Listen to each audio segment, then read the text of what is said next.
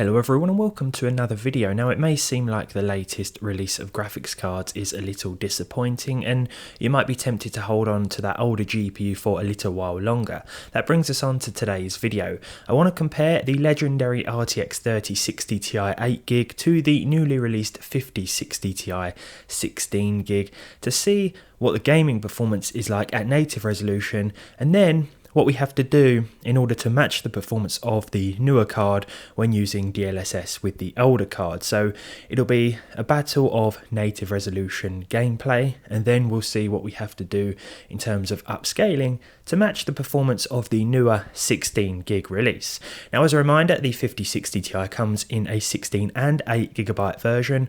I don't have the 8GB version on me, so it may be even less of a fair test overall, but this is just for a bit of fun anyway. The 8GB of VRAM is going to be a limitation for the 3060 Ti in some cases, and I imagine the 5060 Ti, the 8GB version, will also run into the same issues in the more intensive titles. But for now, let's get into it, see how they compare natively, and then run through some DLSS benchmarks. It's worth remembering, of course, that the 5060 Ti is also capable of utilizing DLSS and frame gen and whatever else to increase performance or smoothness in case of frame gen. But this is about trying to match the newer and faster card with something older and, of course, cheaper. So let's get into it. Now, because we're using an 8GB 3060 Ti, the only available VRAM that this card comes with, we weren't able to actually compare every single result today, and the first example of which is Indiana Jones. Now, because we're using the 16GB 5060 Ti, we can actually run it with higher settings. I imagine the 8GB card may run into the same issue as the 3060 Ti did, in that it crashed with these settings. It loaded the splash screens, the title screens, whatever you want to call them, and then just crashed to desktop. So there will be some instances whereby we couldn't get a comparison out of them. That said, as expected, the 5060 Ti 16GB did pull ahead of the older 8GB 3060 Ti in pretty much every title at native resolution. Well, not pretty much, in every title at native resolution, which is to be expected. It was always going to be the better of the two in these comparative results. Again, I'd like to remind you that there is an 8GB 5060 Ti, which probably isn't going to produce as significant of a performance gap, especially in those more intensive titles. And it's worth remembering that as we move on to the DLSS benchmarks as well, and perhaps the ray tracing benchmarks. But on your screen at the moment, we still have the native side-by-side comparisons.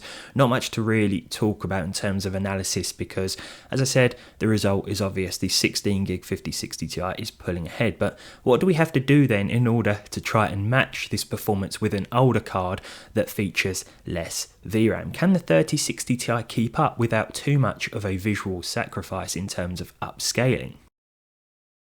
So for the upscaling tests, I actually didn't override any DLSS from within the Nvidia app. I just used the default DLSS settings, the latest versions of whatever each game had. So for example, some titles may use DLSS 4 now by default, and some may use a slightly older version, but I just used the default version of DLSS, or the default and best versions of DLSS if they had both, that each game had.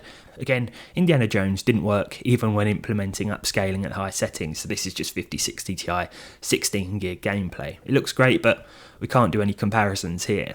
For Black Ops 6 then, well, in order to match the 5060 Ti 16GB with the 8GB 3060 Ti, we have to enable DLSS and set it to performance mode. This actually gave us the same average frame rate of 88 frames per second. For the 1.1% lows, the 3060 Ti actually pulled ahead a little bit with DLSS performance 67 and 63 compared to 66 and 63, so pretty identical during this in-game benchmark run. For GTA 5 Enhanced with the very high ray tracing preset, we saw 111 frames per second with a 1% low of 97 and a 0.1% figure of 85 for the new 5060 Ti 16GB.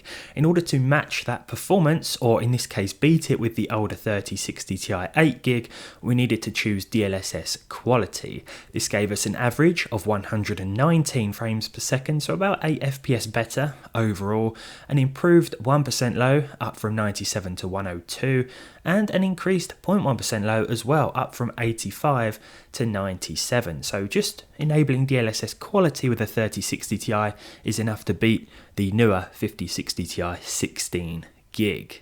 Kingdom Come Deliverance 2 looks fantastic here. With the 5060 Ti, it performs pretty well at native resolution, 87 frames per second, a 1% low of 75, and a 0.1% low of 72, so some nice consistent results here. As I said the other day, the 5060 Ti does seem to be available here in the UK at its suggested retail price. 349 for the 8 gig version and 399 they start at for the 16 gig version, and at that price, I don't think it's too bad of a proposition, but I know that's not going to be the case around the world. It's going to vary dramatically wherever you live. But back on subject here, 87 FPS for the 5060 Ti 16 gig. In order to match this performance with the older 3060 Ti 8 gig, we need to enable DLSS quality once again. I use Transformer as I did with all the games whereby this was available, the latest and greatest version of DLSS. 88 frames per second here, so we beat the 5060 Ti by 1 frame per second. The 1% low was 77, up from 75, and a 0.1% low was 73, up from 72. Spider-Man 2 here, we couldn't really do anything too exciting in terms of gameplay to try and get side-by-side results here, so I just ran along the same street with both cards. It's worth noting that performance may vary depending on where you are and what you're doing, of course. As I mentioned, this is just for a bit of fun because you may find yourself VRAM limited in some of the more intensive areas, so this was just for a bit of fun to see what we could do with the performance here and how we could improve the performance of the aging 3060 Ti, which, by the way, I think is still a great option at the right price on the used market. So for Spider-Man 2, the 5060 Ti 16 gig hits 76 FPS, a 1% low of 55 and a 0.1% low of 45. With DLSS quality and the 3060 Ti, we saw 78 frames per second, a 1% low of 55 and a 0.1% low of 46. The Witcher 3 Next Gen up next with Ultra and SSR or Screen Space Reflection set to high. This is a real FPS hog. You turn this off and the frame rate's going to increase by like 20-30 FPS depending on your hardware, of course. 79 FPS with the 16 gig 5060 Ti at 1% low of 67 and a 0.1% low of 55. With the 3060 Ti and DLSS quality mode, we saw a bump in performance to 86 FPS, a 1% low of 73 and a 0.1% low of 54. So a higher average with DLSS quality than the 5060 Ti at native, and some improved, or an improved 1% low anyway, but very similar 0.1% figures. Cyberpunk 2077 next at 1440p Ultra. The 5060 Ti hit a pretty decent result of 72 FPS overall, a 1% low of 57 and a 0.1% low of 53, so really consistent here. With the 3060 Ti, we needed to implement DLSS balanced mode. Again, this uses the newer Transformer option, or at least that's the option I selected. 74 frames per second overall, so 2 FPS more on average, an increase from 57 to 59 as that 1% low, and up from 53 to 54 with that 0.1% figure. So it's pretty much going to feel the same to play between the two cards when you use DLSS on the older GPU. Red Dead Redemption 2 up next, again 1440p Ultra. I've stuck with 1440p throughout, as you may have noticed. 66 FPS for the 5060 Ti 16 gig, a 1% low of 54 and a 0.1% low of 52. So again, a nice, consistent and smooth experience here. In order to match, or almost match this with the older 8 gig card, we needed to use DLSS balance. Now, of course, as I said before, we can override this from the Nvidia app, but I just used the default in-game DLSS option here, the default version for 65 frames per second, so 1 FPS less here, almost the same. The 1% low was also the same at 54, and our 0.1% figure was slightly lower at 50 compared to 52. We'll move on to some more ray tracing benchmarks. Now, this is, of course, where the 8GB 3060 Ti is going to struggle a little more, and I imagine the 8GB 5060 Ti is probably going to struggle as well if these results are anything to go by. But I don't want to confirm anything until I've actually tested that card, or we have seen some other benchmarks available. But with the 5060 Ti, 52 FPS with the RT preset here, 1% lower 44 and a 0.1% lower 41. With the 3060 Ti, in order to match and even exceed this, we need DLSS performance mode. Now, while our average and 1% lows are better here, the 0.1% low fell slightly short, and I do believe this is because of a VRAM limitation here. It's not quite as consistent. The same can be said for Cyberpunk 2077. I didn't even have a native FPS result for this one because the 3060 Ti just crashed after a couple of minutes. Not even that, it was about 30 seconds if I recall. The 5060 Ti, however, at native hit 36 frames per second, a 1% low of 29, and a 0.1% low of 28. Now, to match this on the 3060 Ti, at least in terms of an average, we didn't have to make too much of a sacrifice. We just had to set DLSS transformer mode to quality for 42 FPS overall.